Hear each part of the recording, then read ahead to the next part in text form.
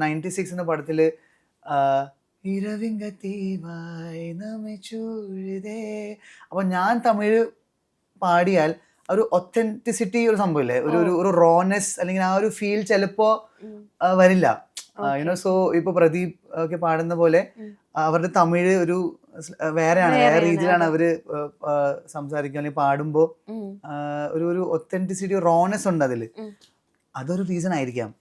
കാരണം അതൊരു റീസൺ ആണ്. കാരണം കുറെ പടത്തിൽ ഞാനത് ഫേസ് ചെയ്യേണ്ടത്. അത് നല്ലതുമാണ്, അത് നെഗറ്റീവായിട്ടും ചിലപ്പോൾ വരും, അത് പോസിറ്റീവായിട്ടും വരും. കാരണം ഞാൻ പാടുമ്പോൾ കുറച്ചൊരു ട്രെൻഡി പോലെ അല്ലെങ്കിൽ ഇപ്പോൾ റൊമാൻറ്റിക് ബാംഗ്ലൂർ ഡേയ്സ് ഒക്കെ പോലെ പടത്തില് ഒരു പാട്ടാണെങ്കിൽ ഓക്കെയാണ്. യുനോ എൻ്റെ വോയിസും എൻ്റെ പരിപാടിയും സ്റ്റൈൽ മാച്ച് ആവുന്ന ഒരു സംഭവമാണ്. But when it comes to like Angamaly Diaries, Kumbalangi Nights, അങ്ങനത്തെ ഒരു ഇത് പറയുമ്പോൾ ഒരു കുറച്ചും കൂടി റോനെസ് ഉണ്ടെങ്കിൽ, കാരണം കമ്പോസിഷൻസ് ഒക്കെ അങ്ങനെയാണ് കൂടുതൽ. എന്ത് ടൈപ്പ് പാട്ട് പാടാനാണ് കൂടുതൽ? എനിക്ക് എല്ലാ ടൈപ്പ് പാടാൻ ഇഷ്ടമാണ്. ഞാൻ ഫാസ്റ്റും കുറെ പാടിയിട്ടുണ്ട്, ഇങ്ങനെ റൊമാൻറ്റിക് സോങ്സും പാടിയിട്ടുണ്ട്. കൂടുതൽ റൊമാൻറ്റിക് ആണ് ഡെഫിനറ്റ്ലി. എനിക്ക് സാഡ് സോങ്സ് ഒക്കെ പാടാൻ ഭയങ്കര ഇഷ്ടമാണ്. അഭി മുജുമെ പോലെ, ഊരൊക്കെ പോലെ പാട്ടുകളൊക്കെ ഭയങ്കര ഇഷ്ടമാണ്. ബട്ട് പക്ഷേ ഹേഷാമിന് വേണ്ടി ഞാൻ ഒരു പാട്ട് പാടിയിരുന്നു, അത് വേറെ തന്നെ. അത് ഒരിക്കലും ഞാൻ എന്തായിരുന്നു, മൈക്ക് സിനിമയില്. അപ്പൊ അത് വേറെ തന്നെ ഒരു ട്രെൻഡി, അതന്നെ ഒരു ട്രെൻഡി സംഭവമായിരുന്നു. സോ അതാണ്. But I personally love to sing romantic songs. But yeah, I want to try all genres. Rap ഒഴിച്ച് എനിക്കൊന്നും ഞാൻ പറയാതിരിക്കാൻ വേണ്ടി ശരിയാവില്ല. അത് ഞാൻ ഒരിക്കലും ട്രൈ ചെയ്തിട്ടില്ല. ട്രൈ ചെയ്യാത്തെന്താ? അല്ല, റാപ്പ് പാടാൻ എത്ര പേരില്ലേ, അടിപൊളി ആൾക്കാരുണ്ട്. ഇപ്പം റാപ്പ് സിംഗിങ്ങിന് കൂടുതൽ അപ്രീസിയേഷൻ കിട്ടുന്ന ഒരു കാലഘട്ടത്തിൽ നമ്മളുള്ളത്. അത് കുട്ടി ഫാൻസ് ആണ്. വേടന്റെ ഒക്കെ ഫാൻസിനെ അറിയാലോ, ഞാനും വേടന്റെ ഫാനാണ്.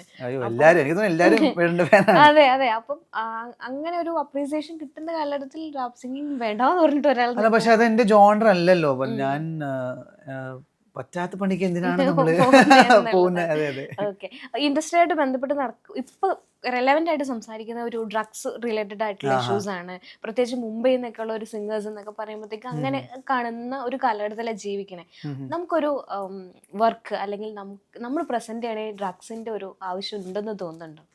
അല്ലെങ്കിൽ നമ്മുടെ ഒരു കോമ്പോസിഷൻ അല്ലെങ്കിൽ നമ്മൾ സ്റ്റേജിൽ മ്യൂസിക് തന്നെ ഒരു ഡ്രഗ് ആണ്. ഐ മീൻ ഒരു പരിപാടിയുടെ ആവശ്യമില്ല. ലൈക്ക് ഇപ്പോൾ എൻ്റെ whenever I am sad I listen to music, whenever I am happy I listen to music. So basically ഹിന്ദിയൊക്കെ വരാട്. അപ്പൊ എനിക്ക് തോന്നുന്നു ഒന്നിന്റെ ആവശ്യമില്ല. Like live your life, live like എന്താ പറയാ, ബി ഇൻ ദ പ്രസന്റ്.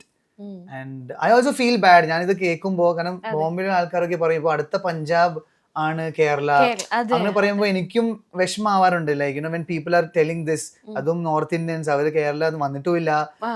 അപ്പൊ അവരൊക്കെ ഇങ്ങനെ പറയുമ്പോൾ നമുക്കും എവിടെയോ അങ്ങനെ ഒരു വിഷമം വരും. But I hope everything.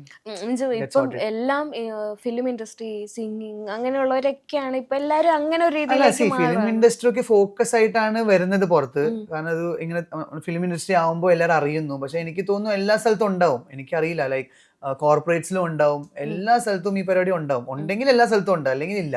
അതാണല്ലോ. അപ്പോ ഫിലിം ഇൻഡസ്ട്രി അങ്ങനെ മാത്രം ഇതിൽ മാത്രമാണ് പരിപാടി, അങ്ങനൊന്നും അല്ല. അൾട്രാ മോഡേൺ കിച്ചൺ ഡിവൈസസ്, ഒരു കിച്ചണിൽ വേണ്ട എല്ലാ ലേറ്റസ്റ്റ് ബ്രാൻഡുകളും ഇവിടെയുണ്ട്. ലോകോത്തര ബ്രാൻഡുകൾ, original products, wide range. MyG future.